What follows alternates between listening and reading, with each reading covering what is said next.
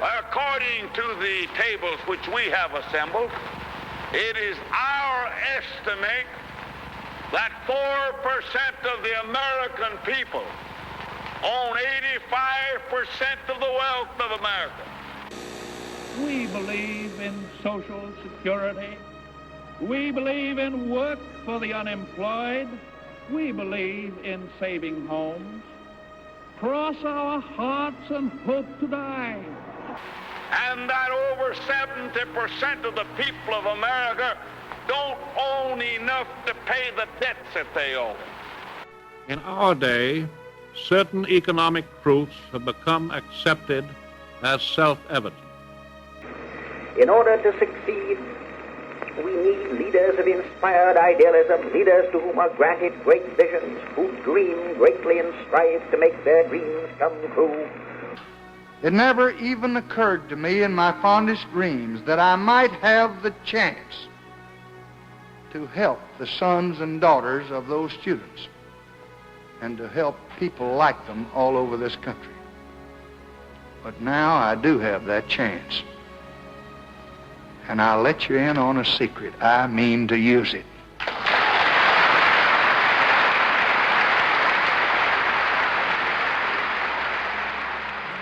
Appear to be getting richer, and it may be at the expense of everyone else. That's according to a new report. We had poor economies and high levels of income inequality. We got a lot of work to do. Let's turn to Senator Bernie Sanders of Vermont. Senator, great to have you with us tonight. Thanks for joining us. Good. My pleasure. There's still an ugly underbelly to this economy as it stands right now. This past election was themed about and focused on the middle class. What can we do, Senator, moving forward here in the short term? Your thoughts?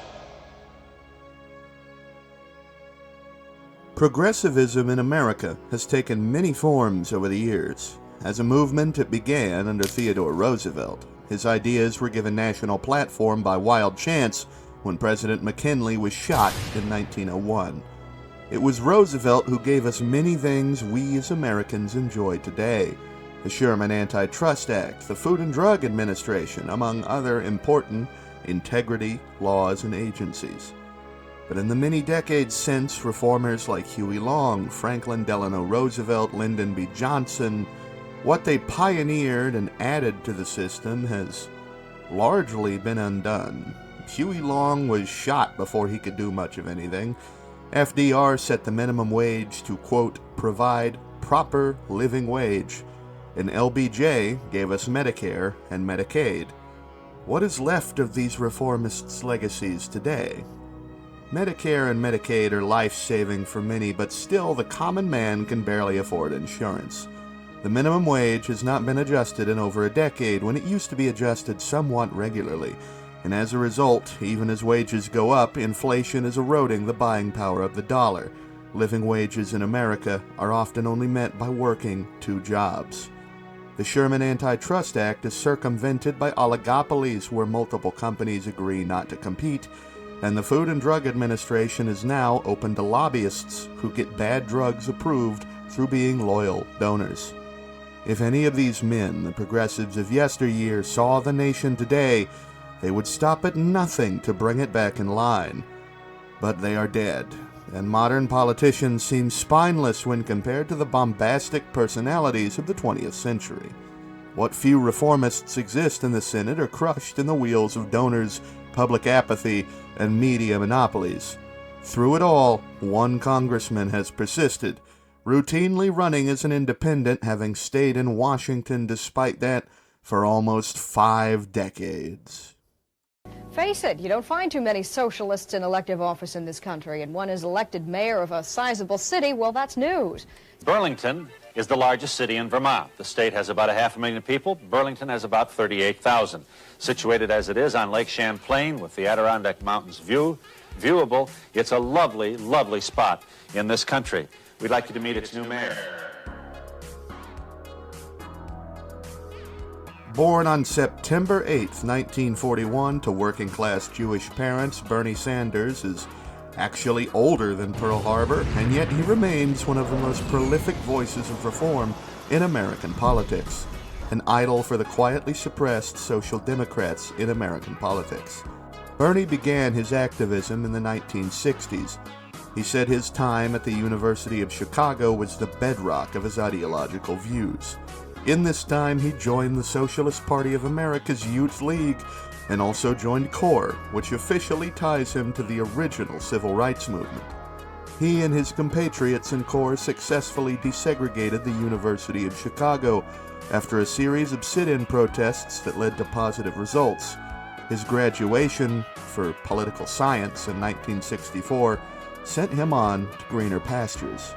He struggled for the next 20 years as a socialist activist, trying and failing to enter local politics until he finally got his break, winning the mayoralty of Burlington in 1981 by a mere 10 votes. These 10 fateful votes would change American political history and start him on an 8-year stint as mayor, a lengthy House of Representatives stay, and in 2009, a stint as senator that has continued to this day. He has been unorthodox, never especially charismatic, but passionate and people-focused. But these things make him dangerous. What the DNC will never publicly say is that the uptick in progressive attitude scares them. The support of the left is convenient, they draw on it, but they do very little to actually help the progressives. The Congressional Progressive Caucus is a Democratic Party affiliate, but nominally, it pushes for a lot of policies the broader DNC simply won't go for. The CPC, alongside Sanders, have pressed to regulate the insurance market and institute a public option as an affordable alternative to private and often predatory health insurance companies. Issues like health care reform, wage inequality, the erosion of the dollar, all take center podium for the American progressives, alongside issues such as climate change and, of course, social justice. The pursuit for a fair and equitable society has been a lifelong goal for the New York-born Bernie Sanders. But despite his earnest dedication to the progressive cause, he has never been given a fair chance to run as president. And there is a reason. Beneath the progressive face of the DNC, there is a hidden truth. Much of the party are moderates with ties to big business, and various super PACs of whom serve not the people, but their own pocketbooks, the interests of businessmen and their campaign donors. Case in point, the Wisconsin papers. Both in 2016 and now in 2020, controversy has struck as internal DNC emails have leaked showing intent from within the party to halt the campaign of Bernie Sanders. These exposés came too little, too late. The DNC had already made their choice for Joe Biden at the national conference, and Sanders had been robbed yet again. The Sanders campaign began in early 2019, and it showed its strength. It gained more donations than any other campaign in history. It reached 1 million donors faster than any other campaign. Bernie saw it necessary to speak to any and all people. His controversial appearances on Fox News and the Joe Rogan podcast connected him to young and often conservative audiences. Detractors critiqued him for these appearances, but why? An election is about connecting to the people, yes? Why is it divisive to bridge the gap? Undoubtedly, he had the support of the voters and the people, but not the party delegates. American politics had shifted, but the parties refused to evolve. Bernie would drop out of the campaign in April, frustrated but diplomatic and optimistic. The COVID-19 virus was spreading nationwide at an alarming rate. The Trump administration was unable to handle the spread and the CDC was overwhelmed. Meanwhile, at the same time, the oil crisis sparked by the death of the Arabian King, alongside nationwide protests against police brutality, all strengthened the positions of Bernie Sanders. Sanders' call for social justice, economic reform, strong domestic industry, and worker self-management grew louder. His support of the so-called new civil rights movement would make him a major player, defeated in the presidential race, but not in the presidential war. Progressives were emboldened. They were disillusioned with the DNC party elite, with the American system itself. The two-party dichotomy was tearing the nation apart, but deep in the minds of the average American is the solid belief that civil war is brewing. Everything is unaffordable. The status quo is poised to win and be enforced by Joe Biden. Millions are sick, unemployed, dying by hunger or infection. The streets are full of the disaffected, robber gangs and militant protesters. Perhaps the only man who could have appeased both sides was snubbed and forced to watch from the sidelines as Biden wins an undeserving victory and struggles to keep the nation together, all for naught.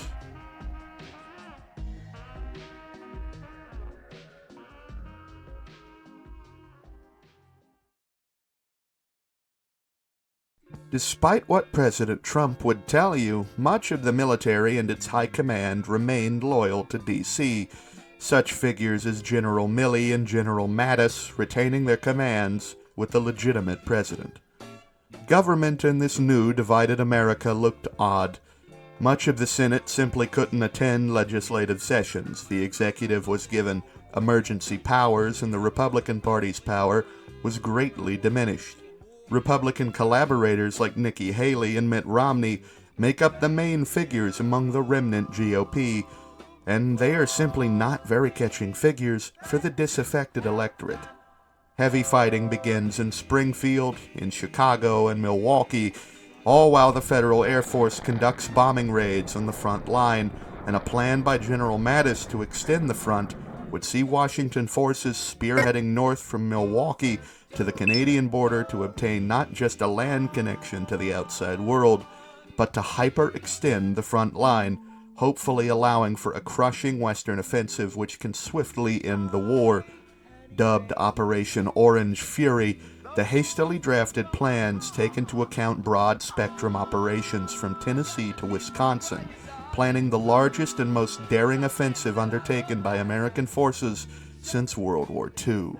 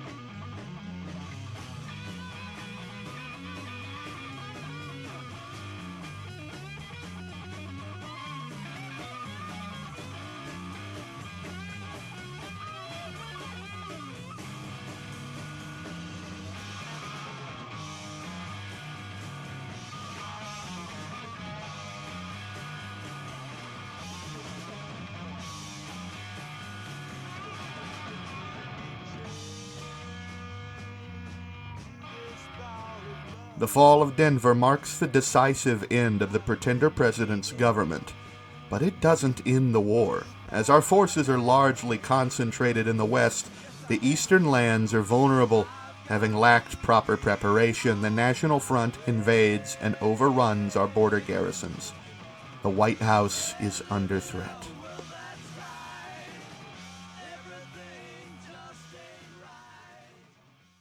As the Pentagon, White House staff, and the Capitol detachment begin hastily retreating from the city, the weariness of President Biden is on full display. He can't make decisions as quickly as is needed. With Patriot Front mere miles from the Capitol, vital command and administrative staff are barely evacuated in time.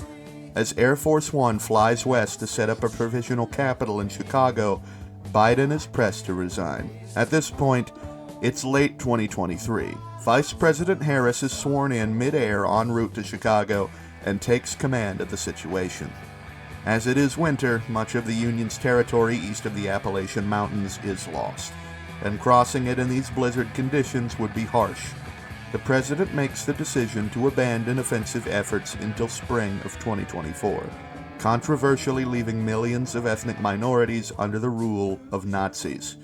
The Neo-Confederate League of the South just a month later joins the war against us. Our line is stretched even further, and the disaster is exacerbated as parts of Tennessee, Oklahoma, and now a major part of the Midwest are left open to nationalist incursion. The DNC is close to splitting. Progressives like Klobuchar, AOC, and Sanders tire of the ineffectiveness of the DNC elites and their neoliberal policy. America has failed because the system needs sweeping reform. It is late 2023. Sanders, out of frustration, does what most would consider political suicide.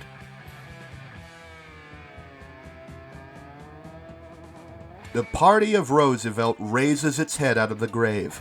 The Congressional Progressive Caucus breaks from the DNC, and overnight, half of the Democratic Party has broken away. Sanders announces his candidacy for a 2024 presidency. People worry of his age and ability to handle the war. He'll be 80 when he enters and 84 when he exits. Can a man this old really be trusted? He brings energy not seen from a DNC candidate in years. He's fiery, he's reasonable, he carries himself with surprising eloquence. He doesn't just promise to fix everything, he tells you how. He tells you it will cost money, but he asks you to have faith. He runs on a New Deal, a green one. Like the public works of FDR, Sanders has his own plan to create new jobs, new sectors, and improve the climate in America while doing it.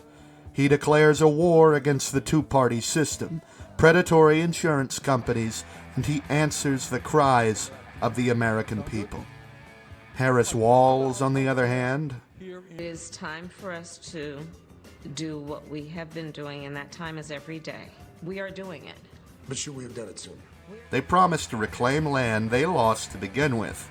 They promise half-baked reform, more conservative spending plans, and above all, a return to normalcy. And of all figureheads they could pick, Harris makes for one of the least charismatic presidents in years. She's unfit to lead a nation in a time of war. Mitt Romney runs as well, but with Trump gone and the GOP under scrutiny, it doesn't innovate its positions. Relying on Bush-era nostalgia and tired neoconservatism, the former MAGA base increasingly sees Sanders as the only attempt at meaningful, blue-collar-centric reform. It might sound insane, but much of Trump's former support base defects to the new Progressive Party, a mixture of blue-collar conservatives, coffeehouse socialists, and disaffected workers. It is a reform coalition, and it's damn successful. They don't secure a total majority of the vote, but they have in excess of 45% of the vote, and enough electors to acquire the presidency. In God we trust, 47th President Bernie Sanders. The state of the Union is not good.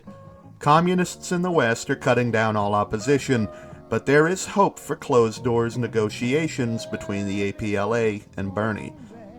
The prime and immediate threat to the government is the National Front.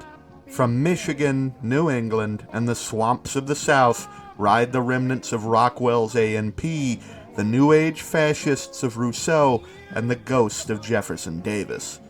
They are critical threats to our nation, to progress, and they have to be targeted straight away.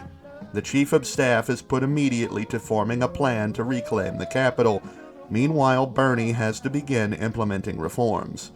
His cabinet is full of his associates in the DSA and the Progressive Party, people like Klobuchar, Warren, and professors of socialist thought and of economic schooling.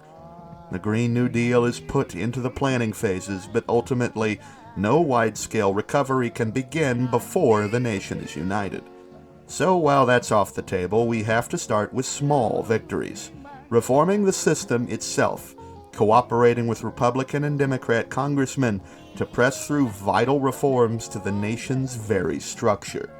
First on the docket is overturning Citizens United versus FEC.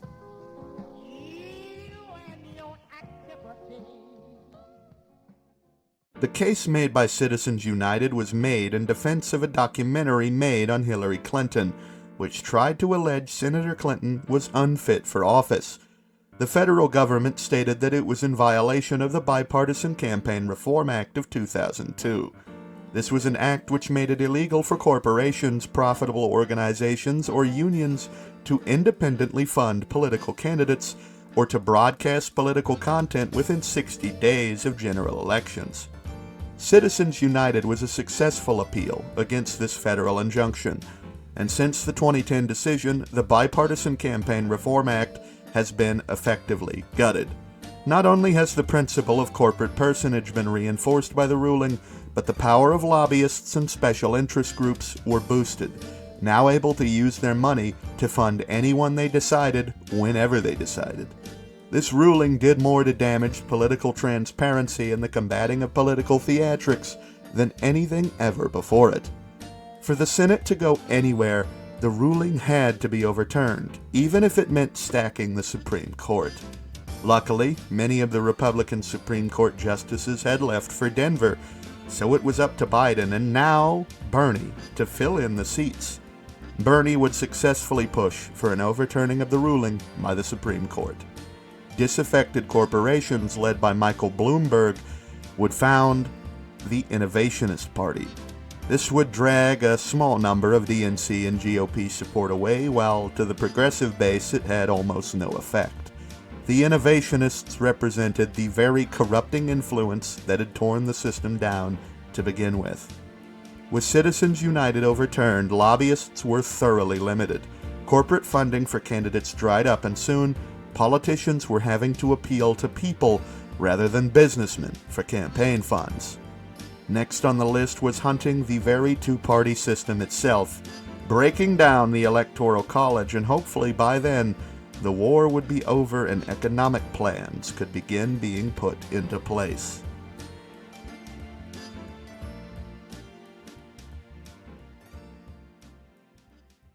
The Rockwellians are not long for this world. Fascists, Nazis, Satanists sitting pretty on their slice of American soil. They will be made to taste the grass they have so happily trampled and made black with hate. New York City, under their occupation, was always a city of great diversity, prosperity. But under the rule of the National Front, it has become an epicenter of oppression. It is the duty of every American to defend the Constitution, to defend the rights of your fellow man, and when we see them trampled on like this, how can we simply stand by? The NSM, the Patriot Front, they are to be made illegal organizations. The far right and far left are to be curtailed. Radicalism like this has no place in American hearts and minds. We will push on to Boston, to Detroit, to Miami. We will liberate these great American cities and rebuild them. No one is exempt from our New Deal. The future is one free and equal, not beholden to corporate interests or ultranationalists. Hail to the chief, hail Columbia, down with the traitors and up with the stars.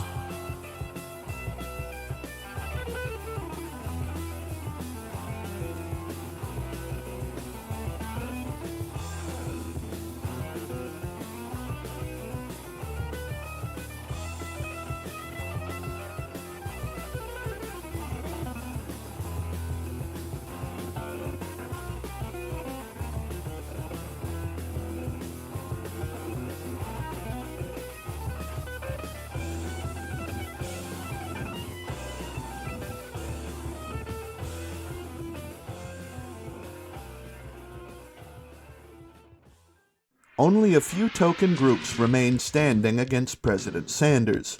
The only one of major worry was in California, where the APLA still stood strong, but there was hope for passive negotiation, for disarmament, peace, and unification. War had yet to break out between our two armies, but regardless, they looked at one another across the mountains of Idaho and the deserts of Utah.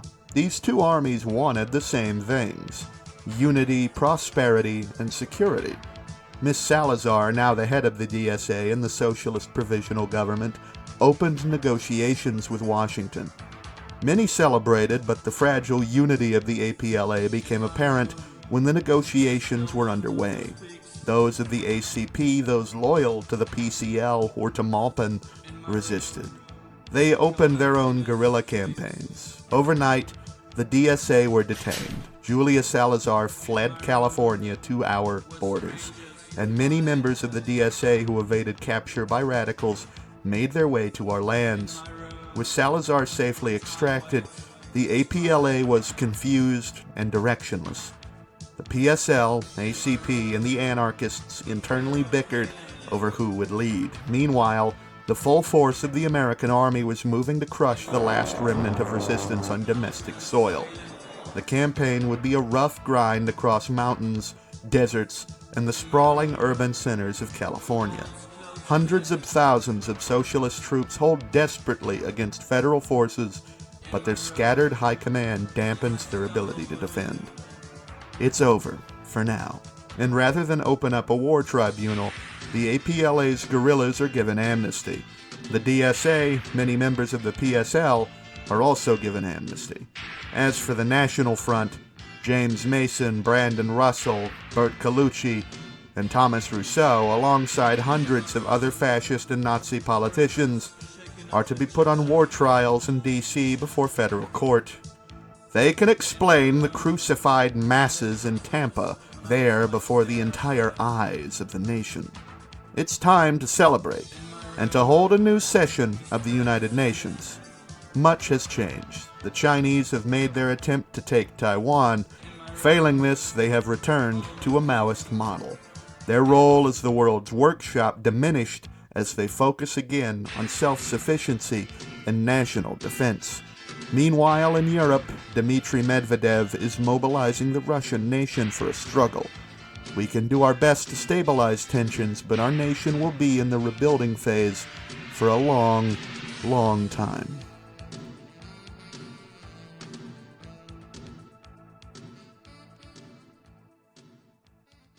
The Green New Deal is often ridiculed by conservatives and some moderates for being far too radical, but the New Deal of FDR was also criticized as socialism. Why, when Huey Long proposed an even more drastic variant of it, he was assassinated.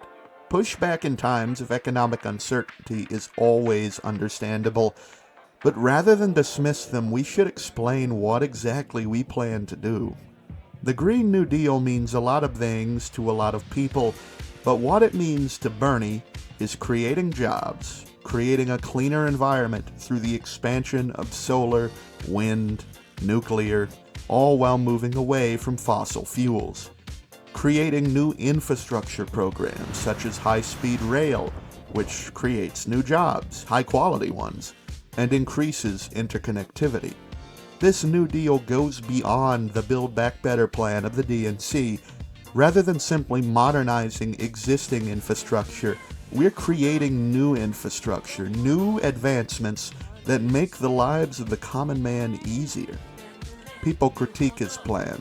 It's too expensive, they say. It's too much spending. But the American debt is already insane as it is. There are only two ways out: to cut or to spend. And right now, we can't afford to cut, so we spend. We increase our productivity, we reform the labor laws, we work to create a more equitable business relationship between employers and their employees. We aim to support unions. We back a $20 minimum wage that adjusts with inflation yearly. We ensure that our workers are taken care of, that the sick have health care. Even now, we have a great economy. it's just not nearly what it was. And while the debt isn't going away anytime soon, you can guarantee that our reforms will bear fruit, that the people shall enjoy affordable health care at last, affordable utilities, affordable living. And it will take time, but things will improve.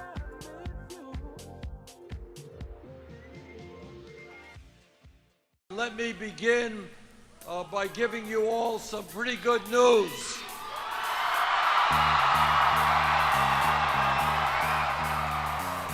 The progressive wave is sweeping the nation.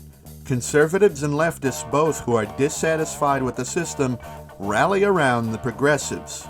Teddy is a president many on both sides of the political spectrum can agree with, and Sanders has certainly used the imagery of the great reformers to wonderful effect. The progressives are able to acquire a congressional majority during the 2026 midterms. Combine that with a packed Supreme Court and a president thrashing at the door to push through his final and most lasting reforms. Electoral reform, an end to the two-party system, the Electoral College, and an end to first-past-the-post electoralism. Creation of true multi-party democracy. America must cease to be a nation split in half, constantly at war with the other. Instead, it must look to Australia, to Europe, for common-sense electoral reform through proportional representation. Rather than have a single vote, allow people to vote in order of preference, so that if their first pick loses, the second pick might still make it. Split up the big tent parties and create smaller parties that are forced to work together in coalitions to get things done and to hold power.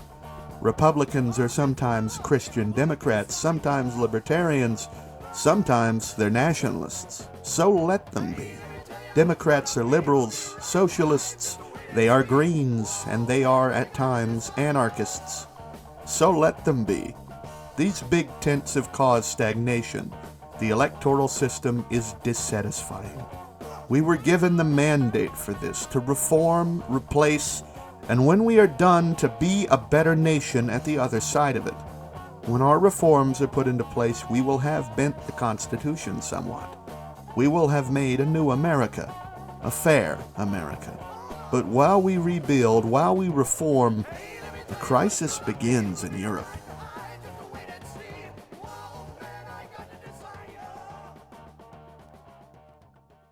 The United States of America has yet to reaffirm its NATO commitments, and so when Ukraine was suddenly invaded by Russia, it led to some heated sessions at the UN in New York.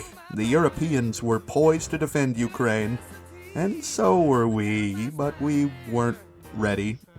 Europe had at least been trying to prepare, and their forces were building up for the defense of their friend. We made oil and arms available at competitive prices to the Europeans in exchange for debt relief. The president also approved an expeditionary force to Europe. Not quite the size of Pershing's, not yet at least, but a number of battle-hardened veterans who put everything on the line in the Civil War and were ready to do it again. American Abrams were seen on the European continent for the first time in 5 years, and American air power was deployed to great effect. The European Union's forces proved to be competent, and the Russian forces fought hard, but ultimately they were outnumbered by quite a margin. President Medvedev had underestimated the kind of mobilization he needed to do, much like the Chinese had done. We can only hope that his loss will not inspire the same drastic political change that it did in China.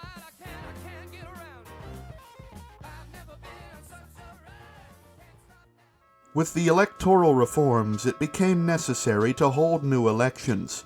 The apparatus we had built for proportional voting meant that many new candidates and parties would rise to office. The Republican Party splits. Moderates and libertarians go their own way, while the MAGA nationalists form the Patriotic People's Party.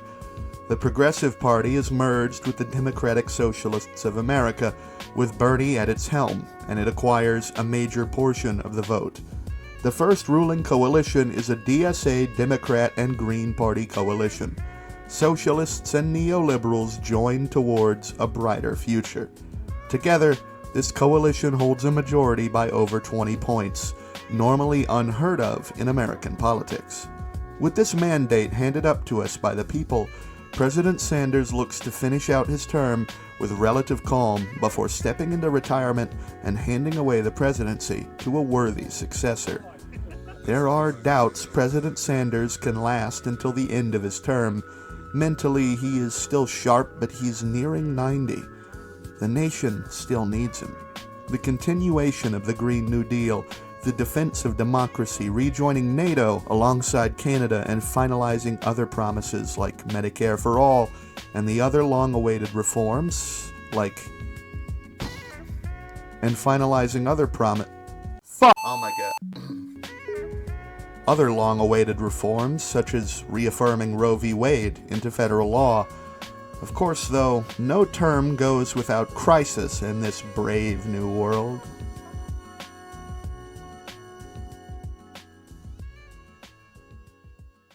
The Russian Federation, in the aftermath of the war, acquiesced power to General Sergei Shoigu. The Mad Tuvan was able to successfully defend Moscow from the March of Justice, led by Wagner boss Yevgeny Prigozhin. The destruction of the coup enabled Shoigu to place into power a rather unscrupulous man. Philosopher Alexander Dugin, the ideologue of Eurasianism, an ideology which encompasses a rampant pan-nationalist, anti-Western view. There is absolutely no doubt that it will not be long before Eurasia becomes a brand new Eastern thorn in the side of NATO. As if the rise of this new power were not enough of a headache, there's trouble in Asia. America's allies in both ideology and treaty are under siege by the PRC. North Koreans have stormed over the DMZ and are threatening to remove the PDTO from the peninsula. Our ability to support the Asians is large. Stocks of equipment are sent overseas in droves, while around 12 divisions of armor are deployed, 6 to Korea and 6 to India. The Kandahar offensive begins. A daring attack with our recombined armor tests the prowess of our army against modern opponents. The joint Pakistani-Chinese army is forced to retreat. Our armor breaks through, and with support from India, we create a series of envelopments and capture hundreds of thousands in a monstrous disaster for Chinese-aligned forces. American armor continues up the nation, eventually seizing the entirety of Pakistan.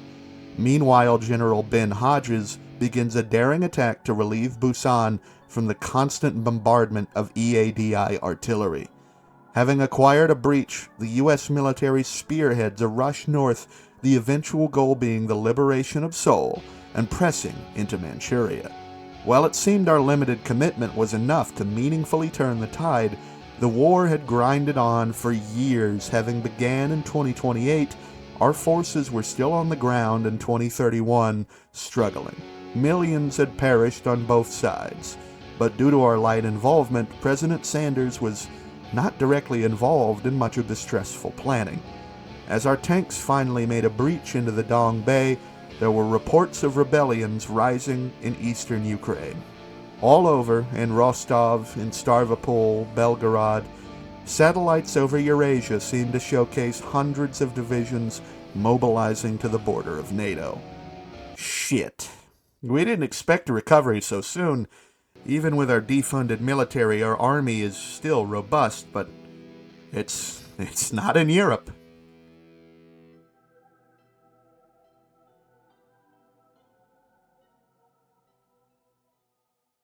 Several million Russian troops press into the NATO line. Neither side had much time to prepare, with our defense just as ill-prepared as their offense. Some ground is lost, but the Europeans prove their worth as allies. They hold the line tooth and nail at great cost in lives. Our troops are moving across the sea, by air, by boat. By March of 2031, we'll have 1.5 million American troops deployed to the continent. Our experience in Asia and during our own civil war has allowed us to field cutting-edge armor, more prepared to face the challenges of modern warfare than anything our allies have. With the assembly of our forces, it's time to break the philosopher's delusion once and for all. For the safety of our allies, we ask of our people one more sacrifice to round off A decade of sacrifice.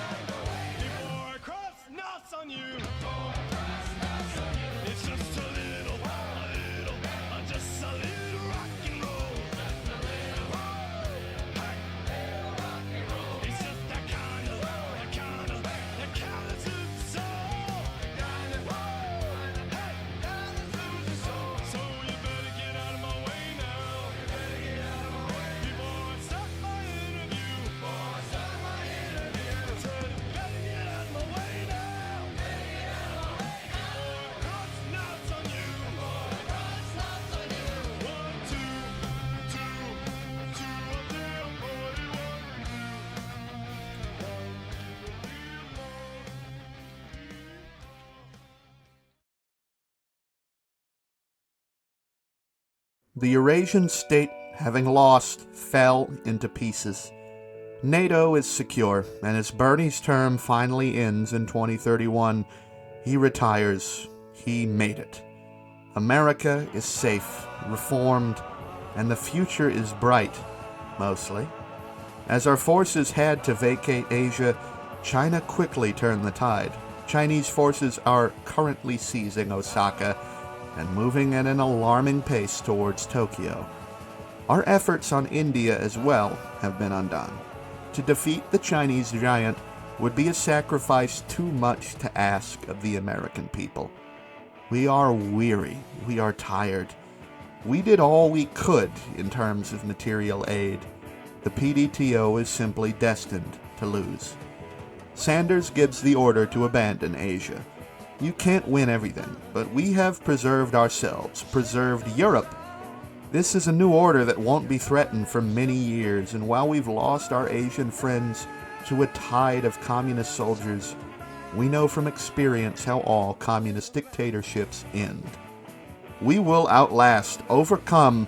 The future is never certain, but our survival is.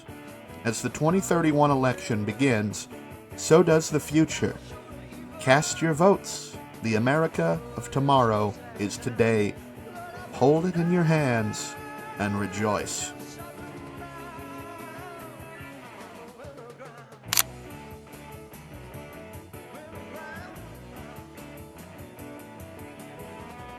Tell me, voters, are you feeling the burn? Thanks for watching. This one took me a little longer than I thought to put together, but even though it has been a long 3 weeks over the holiday season since my last upload, I figured I'd finally pull through. I mean, it's about fucking time. Now, on to my Patreon obligations. To my Knights of Biskin, Gangsta Plays, Panchak, The Irishman, Sime Cashap, Null Scorpion, Dedrin, Steve Hayes, L. Walter Doro, Protector of the Faith, General Secretary of the National Salvation Council, Luther Manhole, Santiago Soto, Gotts Hubner, Boosgumps, Cyclonus 777, I can't say that name, Legrand Puba, Justin, Von Kale, Ian Riley, and Unknown 231. And to my scones and taxpayers, thank you all greatly for donating. Please join the Discord and ping me to receive your rolls. I'll see you on the next one.